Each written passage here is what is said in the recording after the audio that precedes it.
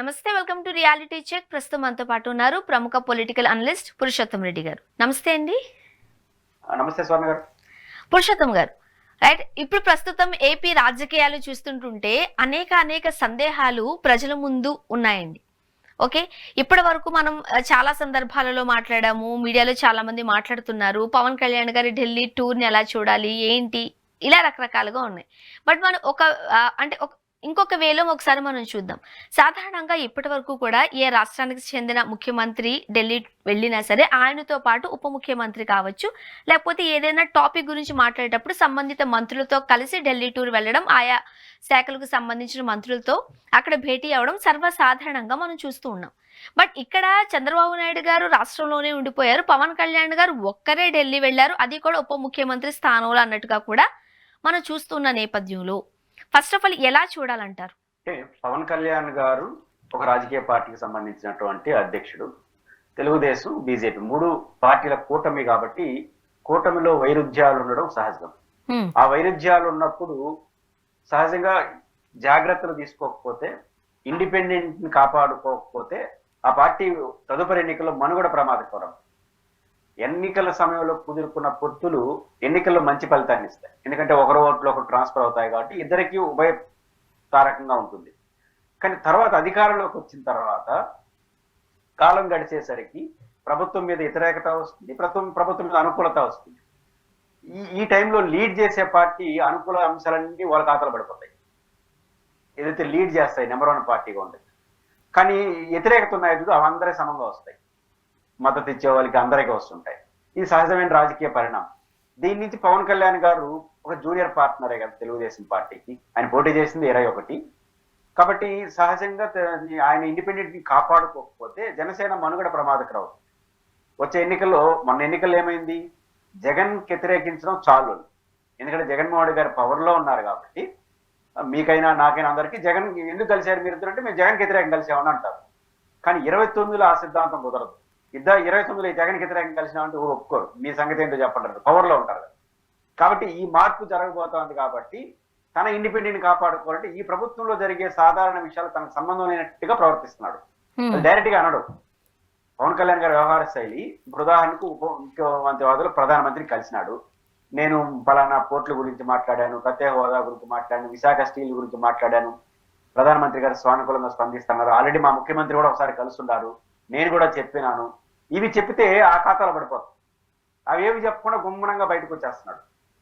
బయటకు వచ్చేయడం ద్వారా ఏమవుతుంది, సహజంగా మీడియాలో కానీ ప్రజలు కానీ ఏదో మాట్లాడుతున్నారు ప్రధానమంత్రి ఇద్దరు కలిసి. బహిరంగ చెప్పితేనే ఇంకా ఏం మాట్లాడుకుంటారో అని అనుమానాలు వస్తాయి రాజకీయాల్లో. అలాంటిది ఏమి మాట్లాడకుండా పోతే ఏదో మాట్లాడుకున్నారేమో, ఏదో జరగబోతా ఉందేమో, ఇట్లాంటి చర్చ వస్తుంది. దీని అయినా హైప్ క్రియేట్ చేస్తున్నారు. పాయింట్ పాలిటిక్స్ చేయడం కోసం ఇవన్నీ చేస్తారు. ఇక్కడ మనం ఒకటి చూసినట్లయితే చాలా మంది మంత్రులని కలుస్తున్నారు, 1-to-1 కలుస్తున్నారు. 5-10 నిమిషాలు చిట్చాటో పలకరింపులో కూడా కాదు, మినిమం 30 minutes నుంచి 40 minutes వరకు వాళ్ళు కూడా సమయం ఇస్తున్నారు. పోనీ మాట్లాడుకున్నది మీరు అన్నట్టుగా బయటకు వచ్చినది ఏమీ చెప్పట్లేదు. ఏంటి ఈ గోప్యత వెనుక ఉన్న అసలు రహస్యం ఏంటి అనేదే ఇప్పుడు $1 million ప్రశ్న అయిపోయింది ఏపీ ప్రజల మధ్యలో. కాదు అనుకుంటారా? ఒకటి ఊహ ఏంటంటే, ఆయన రాష్ట్ర సమస్యలన్నీ చర్చిస్తాము అని అంటే చంద్రబాబు నాయుడు గారిని బైపాస్ చేసినట్టు అయిపోతుంది. ఇప్పుడే కూటమిలో తేడాలు వచ్చేస్తాయి. ఈ గోప్యతను పాటిస్తున్నారు. రెండో పాయింట్ ఏంటంటే, లోపల అరగంట మాట్లాడినాడు, 40 నిమిషాలుగా వాళ్ళిద్దరే తప్ప మనకు తెలియదు. ఎందుకంటే ప్రధానమంత్రి కార్యాలయంలో బోల్డ్ అన్ని గేట్లు ఉంటాయి. ఆ ఏ గట్టి కాడ కూర్చున్నాడో నాకు తెలియదు. ముఖ్యమంత్రి దగ్గరకు పోతే ఛాంబరు, పిఎస్ అందరూ ఉంటారు. నేను పిఎస్ దగ్గర కూర్చున్నాడు, మీరేమనుకుంటారంటే పురుషోత్తమ రెడ్డి పోయినాడు, అరగంట నుంచి మాట్లాడుతున్నాడు ముఖ్యమంత్రితో అనుకుంటారు. నేను 5 నిమిషాలు మాట్లాడిన అరగంట నాకు ఆయన తప్ప ఎవరే తెలియదు. ఏ కేంద్ర మంత్రితో మాట్లాడినా మామూలు కింద జగన్మోహన్ రెడ్డి కలిసినప్పుడు, చంద్రబాబు గారు కలిసినప్పుడు, మాకు చంద్రబాబు గారు కలిశారు, జగన్ కలిశారు, ఈ అంశాలు చర్చించినాం అని ట్వీట్ చేస్తా ఉంటారు.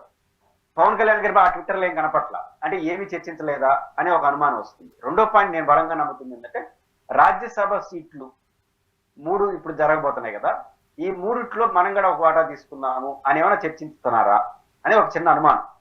ఎందుకంటే ఇప్పుడు చంద్రబాబు నాయుడు గారికి 120-130 సీట్లు పై చేరుకున్నాయి కాబట్టి ఇంకా ఆయన ఎవరికి ఇకపోయినా గెలుస్తాడు. కానీ సాధ్యం కాదు కదా. మనకు వచ్చే ప్రతి పదవుల్లో నా వాటా ఏంటి అనే దగ్గర స్టార్ట్ అయ్యి ఇప్పుడు రాజ్యసభలో కూడా నా వాట ఏంటన్నాడు. తెలుగుదేశం ఏమన్నారు, 3 రాజీనామా చేసి మనం 3 గెలుద్దాం అనుకున్నారు వాళ్ళు పాపం. ఆ 3 ముగ్గురికి 3 అడుగుదామన్నారంటే ఏమైపోతుంది పాపం, ఇంత కష్టపడి పాపం ఒకటి వస్తుంది వాళ్ళకి. అందువల్ల రాజ్యసభ సీటు ఒకటి ఖచ్చితంగా చర్చనీయాంశంగా ఉంటుంది. రెండోది, ఎట్లా ఇండిపెండెంట్ గా ఉండాలి, తెలుగుదేశంతో ఉండాలి కానీ మనం ఇండిపెండెంట్గా ఉండాలి, ఆ మరకలు అంటించకూడదు, మనం జాగ్రత్తగా ఉండాలి. ఏది చేసినా బీజేపీ నాయకులు కేంద్ర ప్రభుత్వం పవన్ కళ్యాణ్తోనే చేసిస్తుంది, వాళ్ళు సొంతంగా వచ్చి చేయరు. పవన్ కళ్యాణ్ మళ్ళీ ఏదైనా ఇద్దరు మీద తెగేదాకా వచ్చింది అనుకో, అప్పుడు పెద్ద మనుషుల్లాగా వచ్చి ఇద్దరిని సర్దుతారు. కాబట్టి బీజేపీ పవన్ కళ్యాణ్ గారితో ఒక వెపన్ లాగానే వాడతారు, పాజిటివ్ ఆర్ నెగిటివ్. కాబట్టి పొలిటికల్ గా బీజేపీకి ఒక వెపన్ గానే పవన్ కళ్యాణ్ గారు ఉంటారు. ఆ విషయాలు అంటే ఇవన్నీ ప్రధానమంత్రి చర్చించారు, ప్రధానమంత్రి ఎంతో చర్చించారు మనం చెప్పలేము, కానీ జనరల్ గా వాళ్ళ స్ట్రాటజీస్ అట్లే ఉంటాయి. ఇది ఖచ్చితంగా కూటమికి కొంత రాంగ్ సిగ్నల్.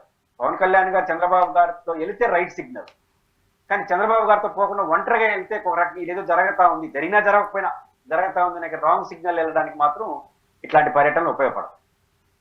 అండ్ మరీ ముఖ్యంగా మీరు అన్నట్టుగా చాలా మందిలో మేబీ రాజ్యసభ సీటును అన్న నాగబాబు గారికి ఇప్పించే ఉద్దేశంతోనే, అంటే రాష్ట్ర ప్రయోజనాల గురించి కాదు కానీ పర్సనల్ ప్రయోజనం కోసమే ఈ రోజు పవన్ కళ్యాణ్ గారు అన్ని రోజులు ఢిల్లీలో ఉండిపోయారు, వివిధ శాఖల మంత్రులతో కలుస్తున్నారు అనేది కొంత ఊహాగానం చాలా మందిలో ఉన్నమాట వాస్తవమే కూడా. చాలా మంది అదే అనుకుంటున్నారు కూడా.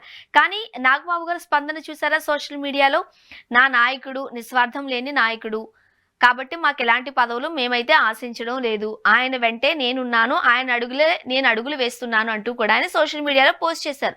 మరి ఇక్కడ ఇంకొకటి కూడా గమనించవచ్చు, రాజకీయాలు ఇదంతా కామనే, మాకు ఏ పదవులు వద్దు అంటారు కానీ ఇస్తే మాత్రం తీసుకుంటారు కదా. ఎలా చూడాలి నాగబాబు గారి ట్వీట్ ఆర్ సోషల్ మీడియాలో పోస్ట్? ఇప్పుడు నాగబాబు గారు పవన్ కళ్యాణ్ గారు ఇంకా ప్రతిపక్షంలో ఉన్నారా అధికారంలో ఉన్నారా తెలియదు. అంటే ఏంటంటే నాగబాబు గారిని ఎవరు అడిగారు మీరు పదవులు ఆలోచిస్తున్నారని?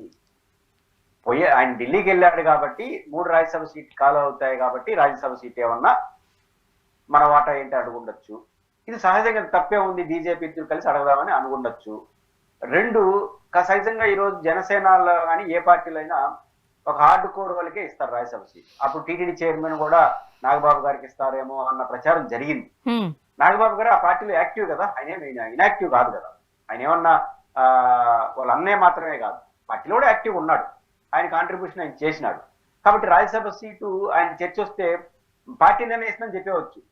పవన్ కళ్యాణ్ గారు జాతీయ స్వభావం, నిస్వార్థం, రాజ్యసభ సీటు ఉంటే నిస్వార్థం, ఉప ముఖ్యమంత్రి ఉన్నప్పుడు కూడా నిస్వార్థం ఉండొచ్చు కదా, అది కూడా తెలియవచ్చు కదా, అది కూడా ఎందుకు. కాబట్టి రాజ్యసభలో తీసుకొని పార్లమెంట్ లో రాష్ట్ర ప్రయోజనాలు కాపాడడం కోసం పెద్ద ఎత్తున ప్రయత్నం చేయొచ్చు కదా, అది కూడా స్వార్థం ఏం కాదు కదా. కాబట్టి మాకు పదవులు వద్దు అనడం ఒక ఫ్యాషన్ గా మారింది.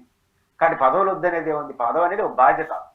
పవన్ కళ్యాణ్ గారు ఉప ముఖ్యమంత్రి కావాలి కాబట్టే కదా ఇన్ని చర్చ జరుగుతుంది, ఇన్ని ఇట్లా జోక్యం చేసుకుంటున్నాడు. మీరు కూడా రాజ్యసభకి జరుగుతుంది, ఒకవేళ మీ పేరుందా లేదా, జనసేనకి ఇస్తారా లేదా, మీ అంతర్గత వ్యవహారం.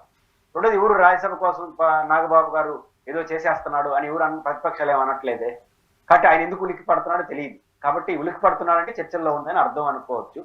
కాబట్టి ఒకవేళ రాకపోతే నేను ముందే చెప్పినా, వచ్చినానంటే నాగబాబు గారికి వచ్చింది అనుకోండి రాజ్యసభ, ఇది బాధ్యతగా తీసుకుంటాను, రాకపోతే నేను ముందే చెప్పాను కదా మీరు రాసుకున్నాను నన్ను ఏం చేయమంటారు అని చెప్పడం కోసం ఏమైనా ముందే ఒక ఎక్స్ లో స్పందించినాడా, నాకు పదవులు గదవులు ఏమి వద్దని అనేది ఈ ఎక్స్ లో చూసి రాజ్యసభ వీరు కదా. కాబట్టి 2 పాయింట్ పనికి వస్తుంది, వస్తే తీసుకుంటారు, రాకపోతే నేను ముందే చెప్పాను నాకు పదవులతో అవసరం లేదు, మీరే రాసుకున్నారు, మీరే ఆడవని చెప్తారు. ఓకే. అండ్ ఏపీ ప్రజల మధ్యలో కావచ్చు, అది బాహటంగానే చెబుతున్న కొందరి మాట, పేరుకే రాష్ట్ర ముఖ్యమంత్రిగా చంద్రబాబు నాయుడు గారు ఉన్నప్పటికీ కూడా పరిపాలనా విభాగం ఎవరికి ఏ స్థానాలలో ఎవరిని కూర్చోబెట్టాలి, ఎవరికి ఎలాంటి పదవులు ఇవ్వాలి, ముఖ్యంగా మంత్రి పదవులు కావచ్చు లేకపోతే టీటీడీ చైర్మన్ లాంటి పెద్ద పెద్ద పదవులు కావచ్చు, ఎవరికి ఇవ్వాలనేది మాత్రం ఈ డిసైడింగ్ ఫ్యాక్టర్ అంతా లోకేష్ గారి ఆధ్వర్యంలోనే ఆయన మాట ప్రకారమే జరుగుతుంది అని ఓపెన్ సీక్రెట్ గానే మాట్లాడుకుంటున్న నేపథ్యంలో ఫస్ట్ ఆఫ్ ఆల్ ఇది నిజమే అంటారా? మీకేమనిపిస్తుంది? నిజమో అవునో కాదో నాకు సమాచారం లేదు, కానీ నిజం అవుతుందని నమ్ముతున్నా. అది జరగడం సహజం. ఎందుకంటే చంద్రబాబు గారికి 80 years దగ్గర పడింది. వచ్చే ఎన్నికల్లో లోకేష్ గారి నాయకత్వంలో వెళ్ళాలి. జగన్మోహన్ రెడ్డి మీద ఉన్న తీవ్ర వ్యతిరేకతలు గెలిచిపోయినారు, కానీ 3 సార్లు ముఖ్యమంత్రి అయినా ఇంకా మళ్ళీ ఎందుకని చర్చ వస్తుంది. రేపు వయసు అయిపోయింది, పవన్ కళ్యాణ్ గారి వయసు 50 చుట్టూ, జగన్ గారి వయసు 50 చుట్టూ, ఇంకా 80 ఏళ్ళు 85 ఏళ్ళైనా వస్తా ఉంటే అంత బాగుండదు. రెండోది చంద్రబాబు గారి రాజకీయ ఏకైక వారసుడు ఆయనే. ఆయనకు అమ్మాయిలు లేరు, అబ్బాయిలు లేరు, ఒకే కొడుకు. కాబట్టి అనివార్యంగా ఆయన ఎస్టాబ్లిష్ చేస్తాడు. ఖచ్చితంగా పవన్ కళ్యాణ్ మన లోకేష్ గారు ఆ పాత్ర ఉండడం సహజం అంటున్నాను. తీసుకునడం లేదు నాకు తెలియదు, అట్లాంటి వార్తలు వినపడుతున్నాయి. బట్ తీసుకోవడం రాజ్యాంగ వ్యతిరేకం కదా, ఇది కరెక్టా తప్ప అని చాలా సిద్ధాంతాలు చెప్పొచ్చు. కానీ ఒక రాజకీయ సహజమైన విషయం లోకేష్ ఆ బాధ్యత తీసుకుంటాడు. తీసుకోవాల్సిన అవసరం కూడా ఆ పార్టీకి ఉంది. తడిక్కుమని రేపు చంద్రబాబు గారు రిటైర్ అయిపోతే చేంజ్ చేస్తారు ఈయన.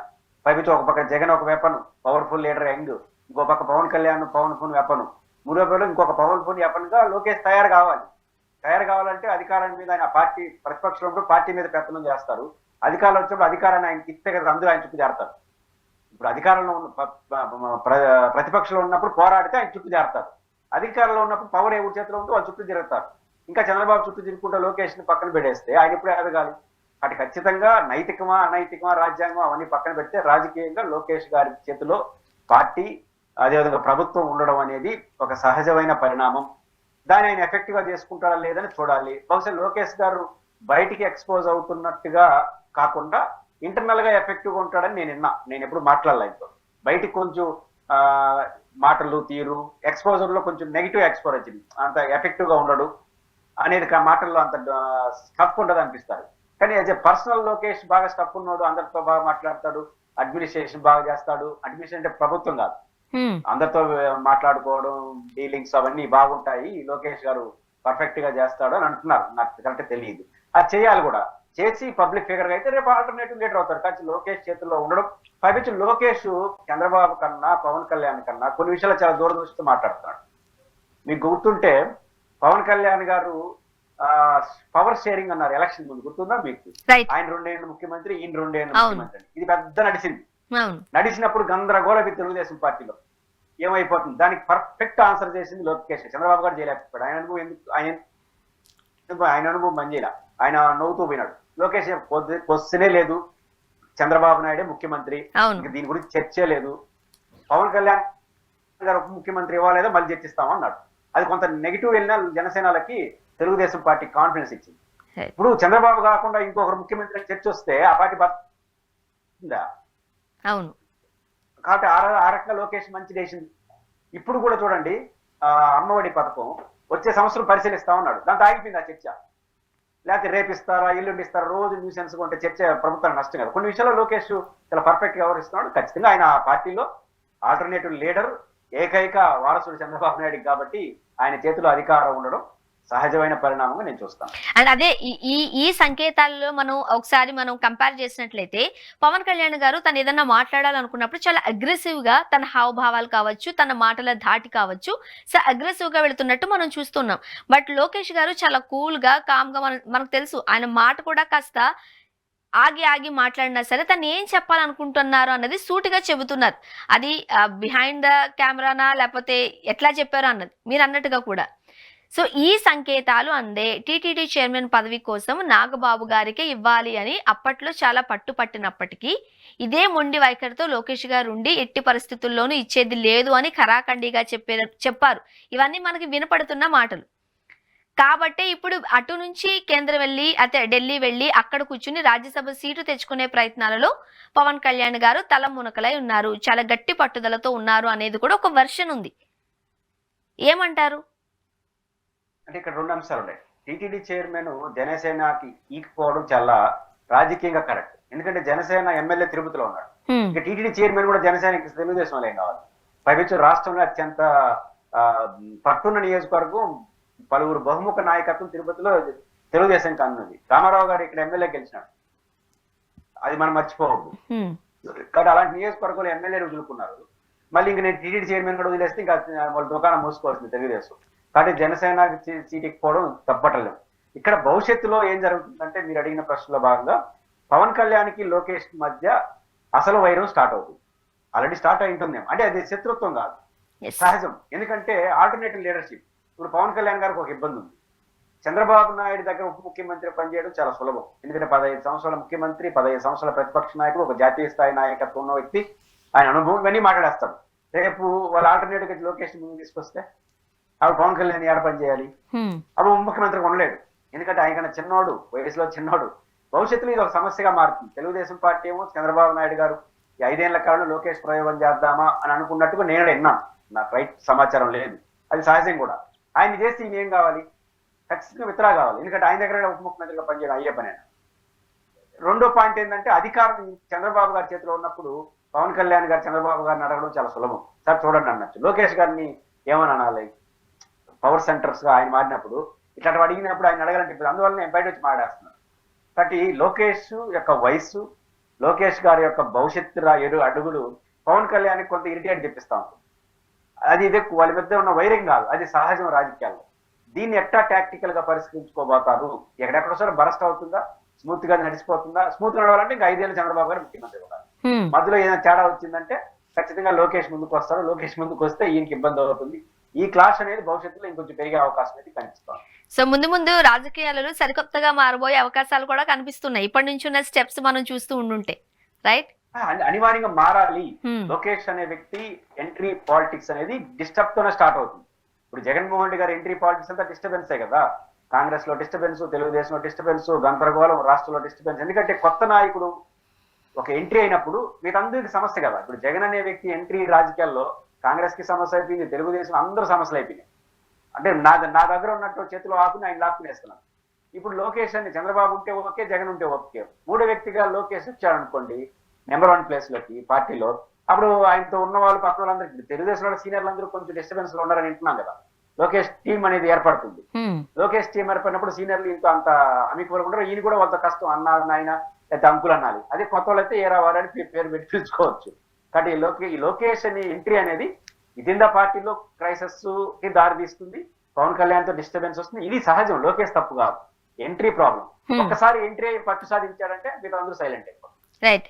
అండ్ పవన్ కళ్యాణ్ గారు నిన్న కాకినాడ మనం చూసినట్లయితే పోర్ట్ కి వెళ్లారు, షిప్ ని సీజ్ చేశారు. ఇక్కడ 2-3 సంఘటనలు ఉన్నాయి. రైట్, 1 by 1 మనం మాట్లాడుకుందామండి. ఇప్పుడు అటవీ శాఖ మంత్రిగా ఉన్న పవన్ కళ్యాణ్ గారు నిన్న వెళ్లారు, కాకినాడ పోర్ట్ ను సందర్శించారు. అక్కడ సరిగ్గా పనులు జరగట్లేదన్నారు. ఆ స్థానిక ఎమ్మెల్యే పైన కాస్త ఫైర్ అయ్యారు. మీరే ఎలా చేస్తారని ప్రశ్నించారు. షిప్ ని సీజ్ చేయమన్నారు. ఈ సినారియో అంతా ఏంటి, ఏం చెప్తారు మీరు?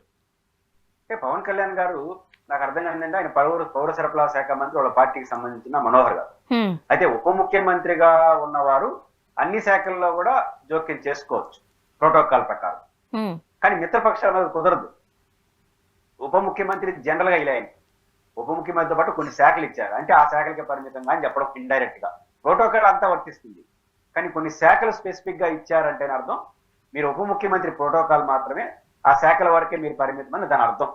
కాకపోతే ఆయనకి ఎసులుబాటు పౌర సరఫరాల శాఖలో ఆయన పార్టీకి సంబంధించినటువంటి మంత్రి, ఇంకొక టూరిజం మినిస్టర్ కూడా ఉన్నాడు. ఈ శాఖల్లో పోవడానికి ఆ మంత్రి ఒప్పుకుంటాడు ఈజీగా, ఎందుకంటే వాళ్ళ నాయకుడు కదా. రెండో అంశం, పవన్ కళ్యాణ్ గారు కాకినాడ పర్యటన చూసినప్పుడు 2 అంశాలు ఉన్నాయి. ఒకటి ఉచిత రైస్ పాయింట్ అనేది జగన్మోహన్ రెడ్డి గారి అధికారులు ఉన్నప్పుడు ఒక స్టడీ జరిగింది. ఉచిత రైస్ చాలా వరకు ఎవరు ఉపయోగించుకుంటారు, ఉచిత అందు తీసుకుంటారు, ఉపయోగించుకోకుండా అది డైల్యూట్ అయిపోతా ఉంది, స్మగిల్డ్ అవుతా ఉంది అనే చర్చ ఎప్పటి నుంచో ఉంది. ఒకనొక దశలో జగన్మోహన్ రెడ్డి గారి అధికారులు ఉన్నప్పుడు దాన్ని రద్దు చేసేసి ఆ డబ్బులు నేరుగా రైతు అకౌంట్ లో ఒక స్కీమ్ పెట్టి, ఏదైతే మన రకరకాల స్కీమ్స్ ఉన్నాయి కదా డిఓటి సిస్టమ్ ప్రకారం, ఆ రకంగా దీని అయ్యే ఖర్చు డైరెక్ట్ గా పేదవాడి అకౌంట్లు వేసేస్తే లాభం ఉంటుంది. ఎట్టా రైస్ వాడట్లేదు అని చర్చ కూడా నడిచింది. అప్పుడు ఈ పత్రికలన్నీ ఉచిత రైస్ కు మంగం బాలబోతున్నాడు అని రాసేసినారు. కానీ నిజానికి ఉచిత రైస్ అనేది తప్పుదోవ పడతాం. దాన్ని జగన్ గారు పరిశీలించాడు, ఒక నిర్ణయం తీసుకోలేకపోయారు. ఇప్పుడు వీళ్ళైనా పరిశీలిస్తారో చూద్దాం. కానీ పరిశీలించడం మంచిది, ఒక సహజ పరిణామం. దాన్ని ఎవరు తినట్లేదని, ఆ పాలిష్ చేసేసి స్మగిల్ చేసేస్తున్నారని ఈ విమర్శ ఉంది. అయితే ఇప్పుడు పవన్ కళ్యాణ్ గారు దాన్ని ఎట్లా పరిష్కరించాలి? ఫస్ట్ ప్రభుత్వ పరంగా పాలిటిజేషన్ హెడ్ క్వార్టర్ లో కూర్చొని చేయాలి, కాకినాడ పోర్ట్లో కాదు. కాకినాడ పోర్ట్లో ఎవడు ఉంటాడు? రెండో అంశం, ఆ కాకినాడ పోర్టు చుట్టూ ఆయన వ్యవహరించిన తీరు చూస్తే ఆయన ప్రతిపక్ష నాయకుడా లేదా సినిమా హీరోనా అని అర్థం కావట్లేదు. ఆయన వ్యవహరించిన తీరు చూస్తే నిజానికి ఆయన బాధ ఏంది? ఆకస్మికత సినిమాలో చేస్తారు కదా, ఒక్కడు సినిమాలో లేదా భారతీయుడు సినిమాలో ఒకే రోజు ముఖ్యమంత్రిని అందరిని సస్పెండ్ చేసేయడం, భారతీయుడు అర్జున్ లాగా. అది కుదరదు. సినిమా వేరు, ఈ రాజకీయం వేరు. రెండోది, పోర్ట్లోకి ఆయనకి ఎంట్రీ లేదు. వాళ్ళు ఏదో మర్యాద ఇచ్చే అధికారులు పిలిచి వాళ్ళందరినీ దబాయిస్తున్నాడు. నిజానికి వాళ్ళు పోర్టు ఎంట్రీ రాకుండా ఏం చేస్తుంటారు? పోర్టు వరకు మీది రాష్ట్ర ప్రభుత్వాన్ని, పోర్టు దాటితే పోర్టులోకి ఎంట్రీ కావాలంటే గవర్నమెంట్ ఆఫ్ ఇండియాది. కాకపోతే మందే కేంద్రంలో ప్రభుత్వం కాబట్టి మనం దబాయిస్తామని అనుకుంటే కుదరదు కదా. వాళ్ళు ఉప ముఖ్యమంత్రిగానే గౌరవించారు. రెండో, స్మగుల్డ్ ఎలా జరుగుతుంది? పౌర సరఫరాల శాఖ చాలా సీరియస్ గా ఉంటే జరగదు.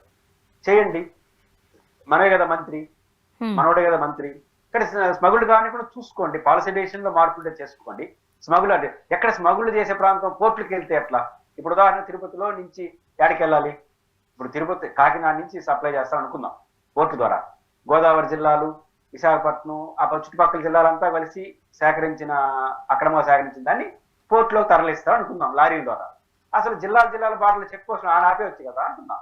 మన పోలీస్ శాఖని, మన పౌర సరఫరా శాఖని స్ట్రిక్ట్ గా వార్నింగ్ ఇచ్చి పెడితే అసలు పోర్టుకే రాదు. పోర్టుకు వచ్చేసే వరకు ఉన్నాయంటే మీరు ఫెయిల్ అయినారు.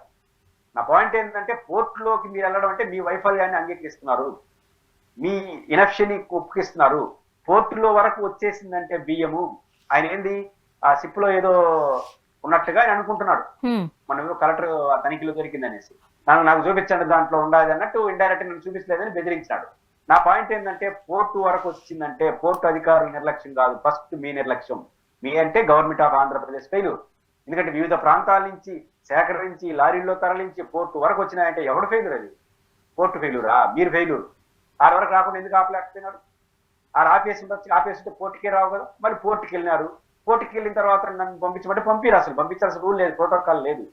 వాళ్ళని దబాయించడం, ఎస్పీ ఎందుకు రాలేదు? నేనేమంటే ఎస్పీ రాకపోతే ఒక నోటీస్ ఇవ్వండి, దానికి హడావుడు ఎందుకు అంటున్నా. నా పాయింట్ ఏంటంటే, as a deputy chief minister గా కొంతమంది అధికారులు మీ మాట లేదంటున్నారు కదా, డైరెక్ట్ గా సమీక్ష సస్పెండ్ చేసి పారేయండి. ఈ హడావుడి చేస్తే పవన్ కళ్యాణ్ గారు భలే చేస్తున్నారబ్బా అని ప్రజలు అనుకుంటున్నారని ఆయన అనుకుంటున్నాడు. సమస్య ఏంటంటే, ఈయన మాట వినకపోతే దాన్ని గట్టిగా దబాయిస్తే మా పవన్ కళ్యాణ్ భలే చేస్తున్నాడు, రీల్స్ బాగా నడుస్తుంటాయి, వెనకాల మ్యూజిక్, ఆయన అరస్తా ఉంటే, ఆయన కేకలేస్తా ఉంటే, ఆయన స్టైల్ చేస్తా ఉంటే వెనకాల రీల్స్ బ్రహ్మాండంగా పోతుంటాయి సినిమా హీరో కాబట్టి. ఇది ఎక్కువ అయిపోయిందంటే అది రీల్ ఇంకొక మారిపోతుంది. ఎందుకంటే ఎవరి మాట ఇల్లేదు, పవన్ కళ్యాణ్ మాట అధికారులు ఇల్లేదు. ఒక రోజు అయితే గొమ్ముంటారు, 2 రోజులు 3 రోజులు ఈ మాట ఇల్లేదు, వేరే రోజు వెళ్ళిపోతారు జనం. రాజకీయాల్లో అంతే ఉంటుంది. ఈయన పవర్ స్టార్ కదా, ఈయన దగ్గరికి పోరు. కాబట్టి పవన్ కళ్యాణ్ గారు ఇది సినిమా కాదు, మీరు ప్రతిపక్ష నాయకుడు కాదు. ఎక్కడైనా స్మగుల్ జరుగుతుందంటే పాలసీ డెసిషన్స్ లో తీసుకోండి. స్మగుల్ జరుగుతామంటే పౌరసార శాఖను చెక్ పోస్టులు ఆపేసేయండి, కఠినంగా చర్యలు తీసుకోండి. అంటే పోర్టులోకి వెళ్ళిపోయిందని భావిస్తే కేంద్ర ప్రభుత్వానికి లెటర్ రాసి కేంద్ర ప్రభుత్వ అధికారులను స్టడీ చేయించండి. అసలు పోర్టు ముందే ఒక ఇది పెట్టండి. మనకు కాకినాడ పోర్టు ఉంది కదా, పోర్టు ముందే ఒక చెక్ పోస్ట్ పెట్టండి.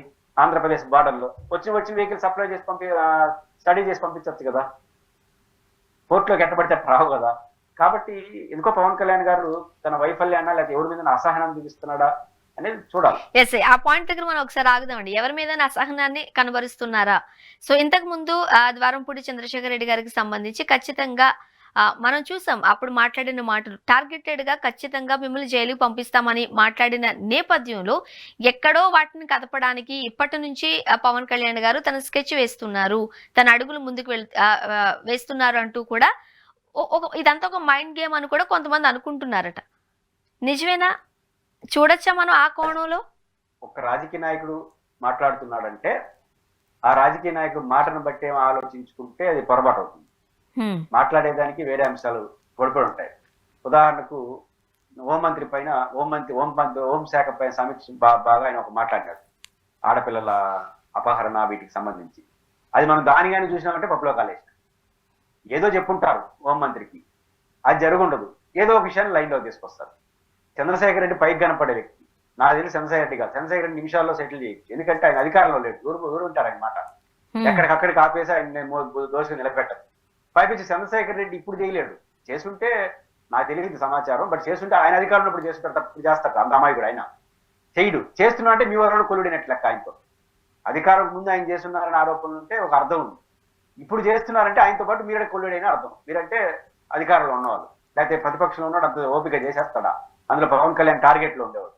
నాకు తెలిసి గోదావరి జిల్లాలో తెలుగుదేశానికి జనసేనకి మధ్య వార్ నడుస్తుంది. వార్ అంటే ఇది 2 పార్టీలు బలమైన పార్టీ కదా, నీదే పవర్ నాదే పవర్ అనే చోట ఏమన్నా సంథింగ్ ఈజ్ రాంగ్ జరుగుతుందా అనేది నాకు అనిపిస్తుంది. దాని యొక్క ప్రభావం దీని మీద తప్ప చంద్రశేఖర్ రెడ్డి పైకి కనిపిస్తుంది, లోపల వేరే విషయాలు ఉంటాయని అనుకుంటాను. రైట్. అండ్ ఫైనల్ గా చెప్పండి, జనవరి 4వ వారం నుంచి జగన్మోహన్ రెడ్డి గారు ఈ విషయాలన్నిటికీ సంబంధించి స్పందించడానికి, ప్రజలతో మాట్లాడడానికి, ప్రజలతో మమేకం అవ్వడానికి బయటకు వస్తున్నారంటూ వార్తలు. అఫీషియల్ గా డేట్ అయితే అనౌన్స్ చేయలేదు, కానీ ఈ వార్త అయితే పక్కా సమాచారమే అంటున్నారు. మీరేం చెప్తారు? జగన్మోహన్ రెడ్డి గారు ఓడిపోయిన తర్వాత ప్రధానంగా ఆయనకు ఎదురవుతున్న సవాల్ ప్రజల నుంచి కాదు. ప్రజల్లో 40% ఓట్లు వచ్చాయి కానీ ఆయన్ని అభిమానించే వాళ్ళు, ఆయనతో కలిసి పనిచేసిన వాళ్ళు, ఆయన నిమితంగా ప్రేమించే వాళ్ళు, ప్రతిపక్షంలో కీ రోల్ పోషించాల్సిన వాళ్ళు చాలా నిరుత్సాహంగా ఉన్నారు. దానికి కారణం ఏంటంటే 19 నుంచి 24 వరకు ఆయన పవర్లోకి వచ్చిన తర్వాత జగన్మోహన్ రెడ్డి గారు మమ్మల్ని పట్టించుకోలేదు, మా శ్రేయస్సు కోరలేదు, మాకు చాలా దూరం అయిపోయాడు అనే ఒక అసంతృప్తి ఉంది. ఎమ్మెల్యేలు కూడా ఎక్కడ కూడా కార్యకర్తలు పట్టించుకోకుండా ఎగ్గొట్టారు. వాలంటీర్లు, ప్రభుత్వ పాలసీలు సాఫీగా జరిగిపోయినాయి. ఎమ్మెల్యేలు వాళ్ళ పనులు వాళ్ళు బిజీ అయిపోయినారు. ఒక 10 ఏళ్ల పాటు కీలక పాత్ర వహించిన కార్యకర్తలు నష్టపోయినారు. కాబట్టి వాళ్ళందరూ ఇప్పుడు కీలక పాత్ర పోషించాలి. పోషించే శక్తి, సామర్థ్యాలు కార్యకర్తలకి, పార్టీ శ్రేణులకు ఉన్నాయి, నేను డౌట్ లేదు. కానీ అనుమానం 19 వరకు జగన్ చూసినారు, కానీ 19 నుంచి 24 వరకు ముఖ్యమంత్రిగా చూసినారు. ఇప్పుడు మళ్ళీ 19 నుంచి 29 వరకు చూస్తారు, ప్రతిపక్షంలో కొట్లాడుతారు, మళ్ళీ జగన్ ముఖ్యమంత్రి అవుతాడు. మళ్ళీ 19 నుంచి 24 వరకు జగన్ అయితే మళ్ళీ ముతుకులు రాలుతాయి. కాబట్టి ఆ భయం ఉంది. పైపించి జగన్ గారికి వచ్చిన సమస్య ఏంటి? జగన్కి వచ్చిన ప్లస్ మైనస్ రెండు ఒకటే. ప్లస్ ఏంటంటే ఆయన పట్ల ఈ రోజుకి అచంచలన విశ్వాసం కార్యకర్తలకు. అవిశ్వాసం ఏంటంటే ఆయన చుట్టూ ఉన్న ఊరిని నమ్మకం. ఇప్పుడు ప్రతి ఒక్కరిని ఆయనే అడ్రస్ చేయాల్సి వస్తుంది. ఆయన చుట్టూ ఉన్న వాళ్ళు 10 మందిని జిల్లాలకు పంపించి ఏంట్రా మీ బాధలు అడగదా అంటే వాళ్ళే నమ్మరు. ఎమ్మెల్యేలు నమ్మరు, పార్టీ కోటరీని నమ్మరు, ఓన్లీ జగన్ నమ్మరు. అందువల్ల జగన్ ఏం చేస్తున్నాడు, దీనికి ఒక పరిష్కారం ఏంటంటే తాడేపల్లి పిలుస్తాడు కుదరదు కాబట్టి నియోజకవర్గాల వారీగా కూర్చొని ఒక నియోజకవర్గానికి 40 మంది 50 మంది కార్యకర్తలు అందరితో మాట్లాడి వాళ్ళు అంటే అప్పుడు జగనే మారాడు, జగనే మా దగ్గరకు వచ్చేసాడనే కాన్ఫిడెన్స్ వస్తుంది. అది భవిష్యత్తులో పార్టీకి ప్లస్ అవుతున్న ఉద్దేశంతో పార్టీలో ఉన్న కీలకమైనటువంటి రోగానికి చికిత్స చేయాలని నిర్ణయించుకున్నాడు. ఆ రోగం ఏంటంటే పార్టీ శ్రేణులు ఎవరైతే ప్రతిపక్షంలో నెత్తిని పెట్టుకొని పార్టీని పనిచేయాలో, పార్టీని నడపాలో వాళ్ళందరూ తీవ్ర అసంతృప్తితో, ఆవేదనతో ఉన్నారు. మళ్ళీ జగన్ గెలిచినా మా పరిస్థితి ఏందని అనుమానంతో ఉన్నారు. జగన్ చుట్టూ ఉన్నటువంటి కోటరీని నమ్మట్లేదు. మాకు జగన్ కి మధ్య గ్యాప్ వాళ్ళే అనుకుంటున్నారు. కొన్ని జిల్లాల ఎమ్మెల్యేలు నమ్ముతుంటే వాళ్ళు ఇంకా సమస్యగా తయారైనారు. కాబట్టి వీళ్ళు ఎవరిని నమ్ముకున్నా జగనే నమ్ముతున్నారు. కాబట్టి ఇంకా జిల్లా సమీక్షలకి నాయకులను పంపిస్తే అది చల్లారదు, నేనే పరిష్కరించాలి, వైద్యులే అన్ని పరిష్కరించుకోవాలి. అంటే నర్సు ఉంటాడు, టెక్నీషియన్ ఉంటాడు, ఇవన్నీ అయితే డాక్టర్ వచ్చి ఆపరేషన్ చేస్తారు. ఇక్కడ జగన్ పరిస్థితి అంటే అన్ని పనులు నేనే చేయాల్సి వస్తుంది. ఎందుకంటే ఎవరిని నమ్మరు, దాని తప్పు జగన్దే. కాబట్టి మొత్తాన్ని రోగాన్ని చికిత్స పరచాలంటే అందరితో మాట్లాడాలి. అందరితో మాట్లాడాలంటే నేరుగా నియోజకవర్గం ఆ రకంగా 2 రోజులు జిల్లాలో ఒక రోజు నైట్ పనుకొని నియోజకవర్గాల వారికి కూర్చోవడం ద్వారా ఈ మీటింగ్ అయిపోతే వైసీపీ చాలా ఫ్రెష్ గా, అనుమానాలు లేకుండా, భయం లేకుండా వెళ్తుంది. ఒక 6 నెలలు అయిపోతుంది మీటింగ్, వారానికి ఒకసారి అంటున్నారు. కాబట్టి 6 నెలలు అయిపోయిన తర్వాత అప్పటికి 1 ఇయర్ అయిపోతుంది. మీరు చూడండి, కరెక్ట్ గా 6 నెలల్లో ఈ పని అయిపోతుంది. ప్రభుత్వం వచ్చి 1 ఇయర్ అయిపోతుంది. ఆయనకి ప్రజలకి మంచి చెడ్లు భ్రమలు ఉంటే పోతాయి. కానీ డైరెక్ట్ గా 1 ఇయర్ తర్వాత ఎఫెక్టివ్ గా ప్రతిపక్ష పాత్ర పోషించడం కోసం జగన్ వెళ్తున్నాడు. ఇది కానీ వాళ్ళు అనుకున్నట్టుగా జరిగితే పర్ఫెక్ట్ గా వైసీపీ రైట్ ట్రాక్ లో పడడానికి ఈ వ్యాప్తులు ఉపయోగపడతాయని అనుకుంటున్నాను. ఇది రైట్ టైమే అని చెప్తారా మీరు, లేకపోతే ఇంకొంచెం వెయిట్ చేసి ప్రభుత్వంలో ఏదైతే పథకాలు అంటున్నారో అదేవి చేయడం లేదంటూ ఒక వర్గం వారు ఇప్పటికే కాస్త ఎందుకు ఓట్లేసామా, ఎందుకు గెలిపించామనే నిరుత్సాహంలో ఉన్నారు అని ఒక వర్గం వాళ్ళు చెబుతున్న మాటలను బట్టి ఇంకొంచెం వెయిట్ చేస్తే బెటర్ అంటారా? అధికార ప్రభుత్వం మీద వ్యతిరేకత వచ్చినప్పుడు ప్రజల్లో ఉంటుంది అసంతృప్తి. అది పెళ్ళుబికి ప్రజాబాహులోనికి రావాలంటే పార్టీ చేయాలి, ఒక వ్యవస్థ చేయాలి. ఆ వ్యవస్థ పార్టీ కార్యకర్తలు. కాబట్టి ఇప్పట్లో బయట వచ్చినా కూడా కుదరదు.